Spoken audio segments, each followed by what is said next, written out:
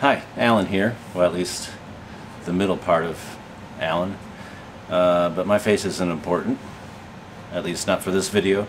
It's because I am introducing the mainland banjo ukulele. It's brand new, not on the market yet, and I'll tell you all the specs that I know about it after we hear it. So let's hear from this mainland banjo ukulele, soprano size.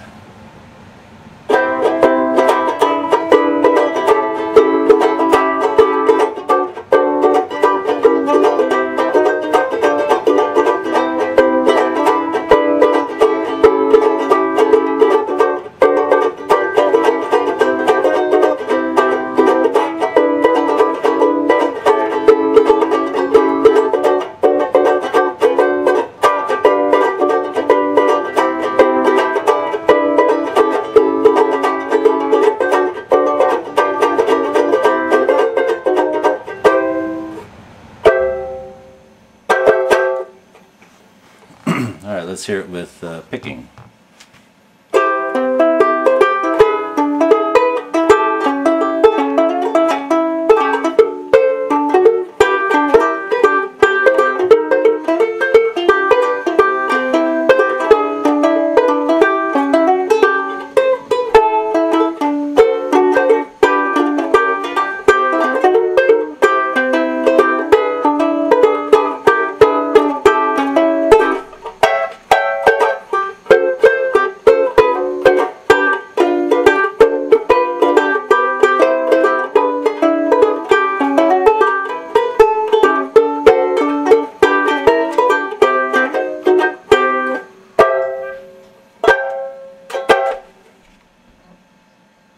I spent a lot of time with these ukulele. Mike sent it to me to borrow, and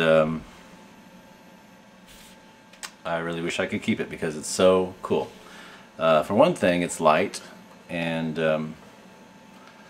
it's smaller than the other banjo ukulele I've played, the one that I own, which is a gold tone, and we'll hear that in comparison in a moment. But it feels good in the hand. It's got a good balance. You can get way up the fret, you get all the way up the fret, as you can see. And that's really because of the shape of the banjo ukulele body. You can do that on all banjo ukuleles. But you can really get up there. You can get, well, look, here I've got a soprano mahogany, mainland. And usually I know automatically when I'm hitting that high C chord because my hand, the palm of my hand, hits the body. Doesn't happen here with the banjo ukulele. When I hit the body, I'm up here 2 or 3 frets higher, so you got more of the frets, more of the neck to play with there.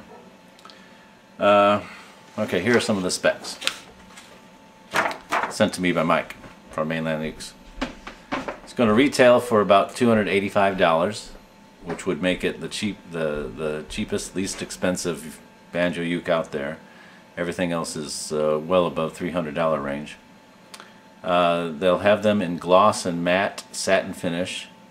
Your choice of tuning pegs. And tuning pegs are in this case the kind that come with the other mainland ukuleles, which are really nice, as you can see.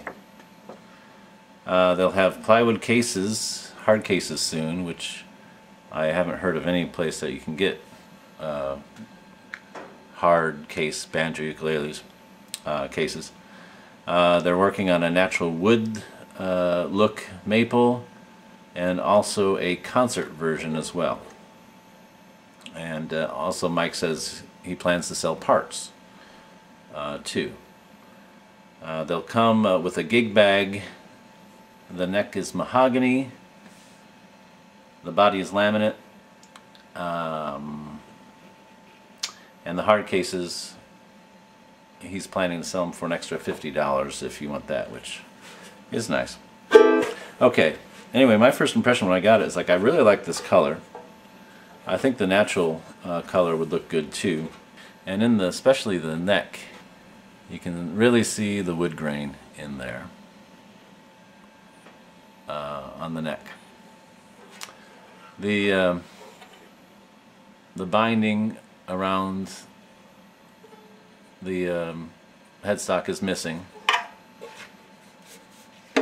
So you've got it on the regular ukulele, but not on here. They have the mainland logo, but it looks like, you know, it's more like a painted on version instead of the decal or whatever they use for these regular ukes. We'll do a not so scientific weighing here with this travel gauge here.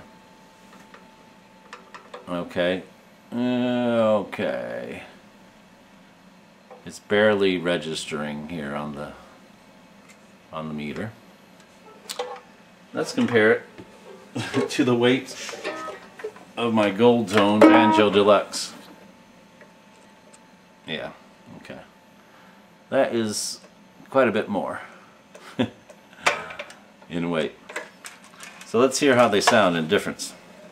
This one has a open resonator that you can take off.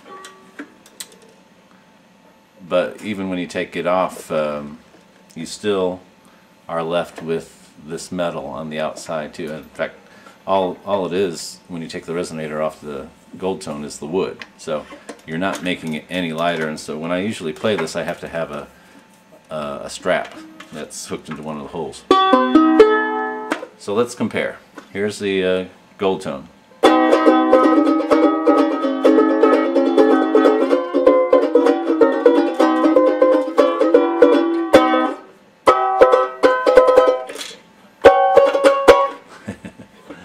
Okay, here's the mainland, which I noticed I got some water drops on it, so sorry Mike, they rub off.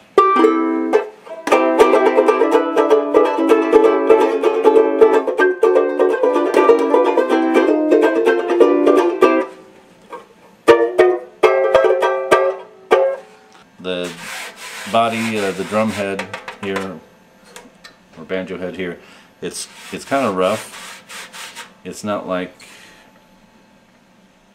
the Gold Tone, which is a smooth, kind of like a snare drum almost, material.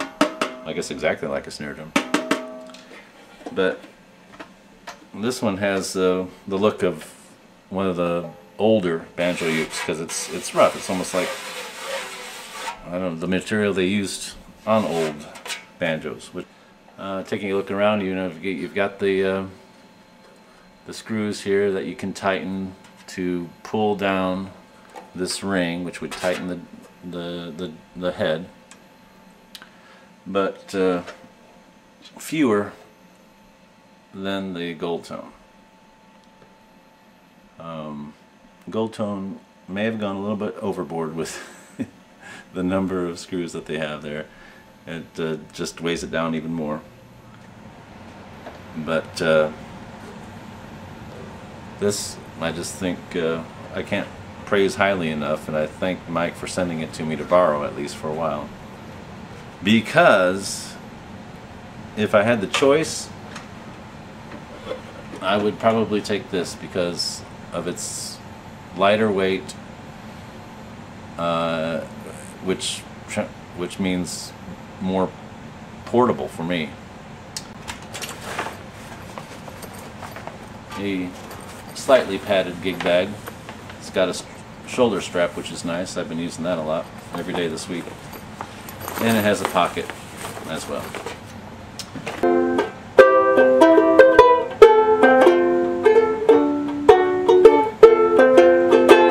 In it, so it just sounds really neat. When I play it, I'm reminded of a Jonathan Richman song about this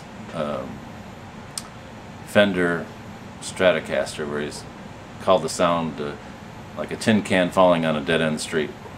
And that's really what this reminds me of. Tin can falling on a dead-end street.